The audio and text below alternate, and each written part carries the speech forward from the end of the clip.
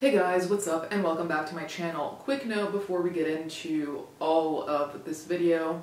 I'm jet lagged profusely. I'm not even wearing a wig. That's how you know shit is serious. The jet lag is, well, what it is. So if I sound dumber than usual, I don't know what to tell you. I was just doing random research, ironically not even for a video. I've always found stories about millionaires interesting in the sense of millionaires who get attacked or millionaires who get murdered, so then their random family member can get their money.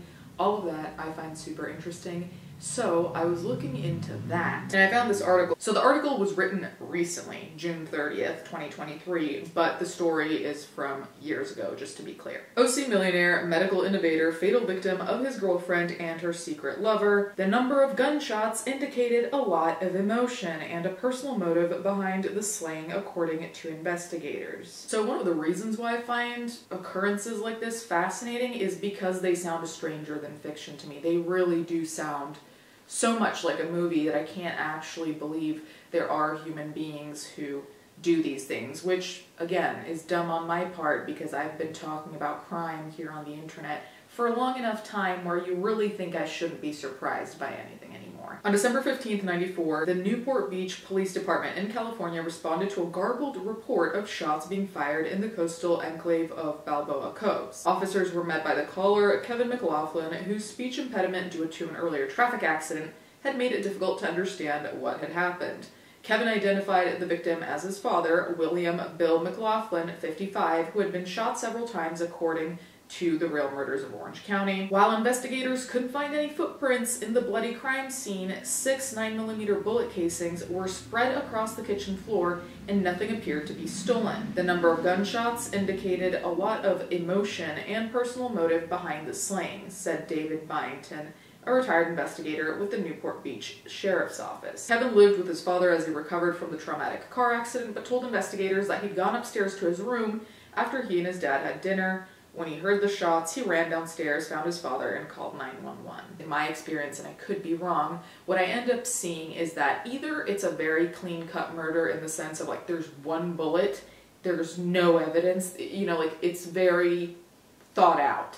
There are other times when someone gets shot like 25 times and there's blood everywhere. There's no in between, and I think that's what makes it so interesting because it always seems like it's one extreme or the other as opposed to something mapped out. But at the same time, it makes sense. At least one extreme makes more sense to me, like the super emotional one, because if you're killing a family member for inheritance money, my guess is that your emotions are running kind of high right now. And so that makes more sense to me than someone who does it in cold blood. Someone who has everything mapped out concerns me arguably more. Not that one crime is better than the other, let me just be clear, it's still murder.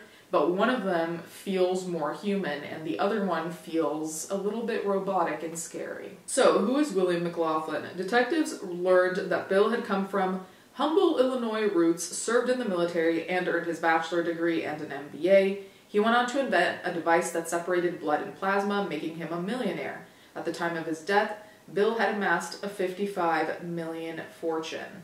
By the time Bill was murdered, he had divorced his first wife, Sue, with whom he shared 3 grown children, Kevin, Jenny, who lived in San Diego, and Kim, who was teaching in Tokyo.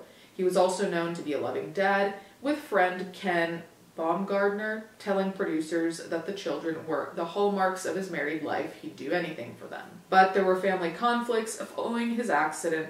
Kevin fell into drug and alcohol use to manage his pain, and Bill had recently told Kevin that he needed to seek help or leave the house. The fact that Kevin had skipped an Alcoholics Anonymous meeting on December 15th, the night of the murder, raised suspicion. Another red flag went up when Kevin shared that Bill was an avid gun collector.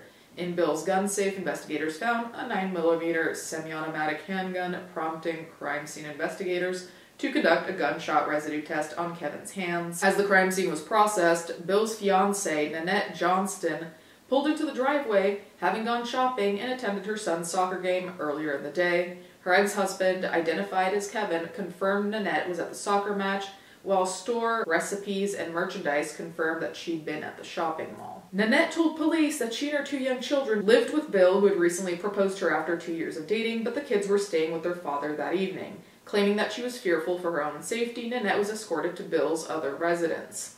Bill's adult daughters were both out of town at the time of the murder, but upon hearing of the father's death, Jenny and Kim immediately headed home to Orange County, arriving on December 16th. They described Bill as a gentle and loving parent, though they mentioned that his divorce from his wife, Susan, had been litigious. However, detectives determined that Susan was in Hawaii at the time of the murder and that her divorce settlement entitled her to $300,000 annually and a residence in Hawaii. She had no clear motive to want him dead, said Byington. The other thing about cases like this is it's obviously grim. I don't really think that needs to be pointed out.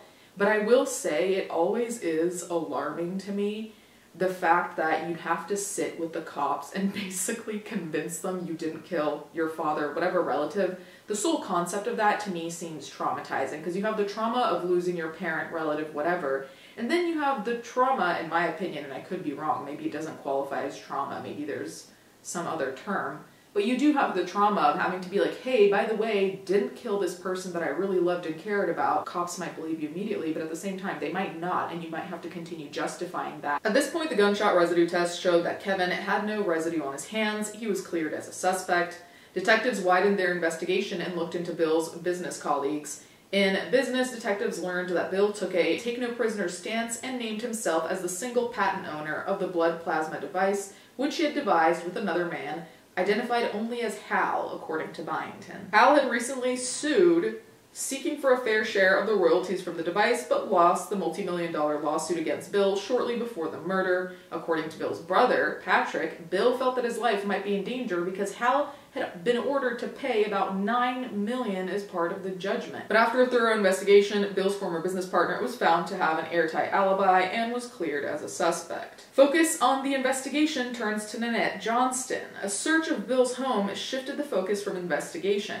A singles ad for Wealthy Men Only from '91 showed that Nanette had been advertised that she'd take care of rich men if they cared for her. Bill's daughter regarded Nanette as a gold digger, while his friend Baumgartner said she wasn't friendly and came off as a Newport Beach brat. Okay, so a singles ad for Wealthy Men Only?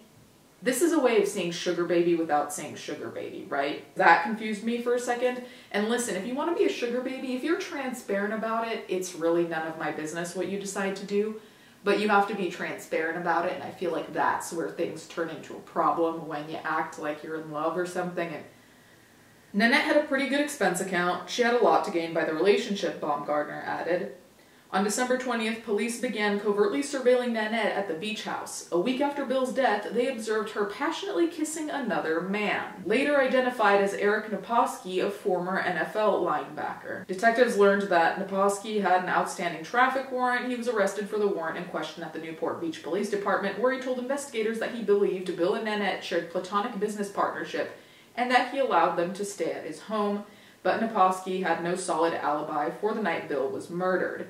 Police wondered if Naposki was trying to play us, according to former LA Times. Suspicions increased when they questioned Naposki about firearms. He initially claimed he had no guns, but over the course of the questioning he changed his story, admitting that he had a 9mm semi-automatic handgun that he'd given to a friend, but his friend refuted that story. Detectives interviewed Nanette's ex-husband, who confirmed that she was at her son's soccer game, but this time he added that Naposki was with her, a detail Nanette hadn't mentioned when she spoke to investigators. In January '95, police got a warrant to search Naposki's home. When they arrived, Nanette answered the door. Questioned separately, Naposki claimed that Bill had raped Nanette, whom he sought to protect, according to Boucher. Additionally, he insisted that he didn't know where his 9mm gun was. Meanwhile, in another room, Nanette admitted that she and Naposki were friends with benefits, an arrangement Bill was aware of, according to Byington. Her statements didn't ring true to investigators. While Nanette and Naposki were potential suspects, there wasn't enough evidence to arrest them. A break in the case came a short time later when it was determined that Nanette had forged checks and drained close to $500,000 from Bill's account. A check made out to her for $250,000 was dated one day before Bill's murder, according to Byington. One day before the murder? At this point, I'm not going to say Nanette is guilty for sure, but of all the people, this is also suspicious. And I mean, granted, things happen, but the fact that you're taking out money, the fraud a day before he died, not being clear about what your friends with benefits was doing, what you guys were, I feel like there's so many layers here too, because if Nanette did in fact just have a business relationship with McLaughlin, this could all make sense, but like who's gonna confirm that? Because I don't really think you go around telling people, ah yes, this person I married, basically it's a transaction. Nanette was charged with fraud and found guilty. She was sentenced to 1 year behind bars, later being released on December 23rd, 96. She and Naposki, who had relocated to the East Coast, eventually split up. Well, color me shocked. So interestingly, William McLaughlin's cold case was reopened. So it went cold for more than a decade, but in 2008, Larry Montgomery, a now retired as an investigator with the OC District Attorney's Office, took a fresh look at the case. He reviewed recorded interviews linked to the case, including a 98 anonymous phone call from a woman to the police, in which the woman suggested that her neighbor, Naposki, wanted to kill Bill. Montgomery tracked this woman down. Previous fears she had about coming forward had faded over the years, and she was now willing to confirm what she'd seen in the call. In another recording reviewed by Montgomery, Nanette had told a business owner that she was coming into money and wanted to invest in his company, despite her being unemployed. She made that statement shortly before Bill was killed. She knew she'd receive $1 million upon his death. In 2009, Nanette Johnston and Eric Naposki were arrested for first-degree murder. They were tried separately. In 2011, Naposki was found guilty a year later. Johnston was convicted of conspiracy to commit murder following a trial in which Bill's daughter gave victim impact statements. In her statement, Kidd said to Nanette, "The fact that you, Nanette, have destroyed so many lives, including my dad's along the way, is vile. Your web of lies has caught up with you." They were both sentenced to life in prison. I'm relieved about the life in prison thing because when I first saw the 1 year, I really thought that this was going to be one of those cases where it seems like there's no real justice, so you wonder why they even investigated it if they weren't going to care about any type of repercussions. That being said, I am, quote-unquote, relieved as you can be, I guess, in such a situation, that there was some kind of ramification. I really hope there is some clarity as to what exactly happened, because yeah, we have a general idea here, but we don't know if Naposki was the killer, if she was the killer, if it was a thing. Clearly it was a thing they did together. I don't think they just didn't discuss it at all. So I think it's just one of those cases where we probably won't ever have the answers. Also, since it has gone on for so incredibly long. Anyway, you guys can let me know what you think in the comments down below. Thank you guys so much for watching. Thank you to my patrons as always, and I'll catch you guys next time.